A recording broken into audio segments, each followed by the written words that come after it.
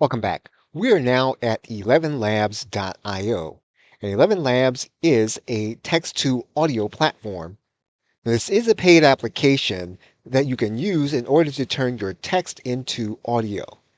11 Labs is considered to be, as of the recording of this video, one of the best and most accurate engines in the marketplace when you want to create an audio from your text. We can take the same article that did not work in ChatGPT and we can place it inside of 11 Labs.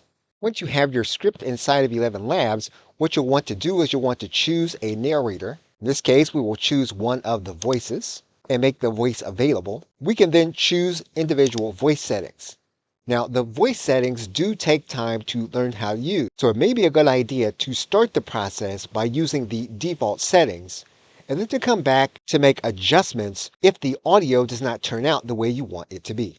Now, it is a good idea for you to listen to the audio when you create it.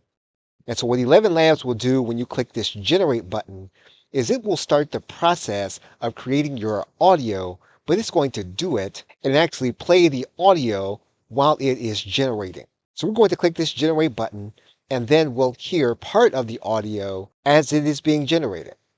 Creating effective video tutorials involves a blend of clear communication, engaging presentation, and technical proficiency.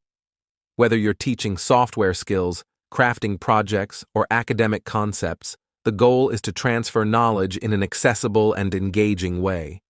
Here's a comprehensive guide to help you create video tutorials that captivate and educate your audience. 1. Planning your tutorial. Define your audience. Understand who your audience is, their skill level, and what they hope to achieve by watching your tutorial.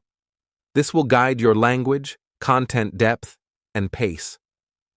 So we're going to stop the process here, and you have heard 11 Labs interpreting the content that you have created. Once you have done that, what you can do is you can download the audio to your hard drive, or you can readjust the script so that it will read correctly. Okay, so with that, thanks, and I will see you in another video.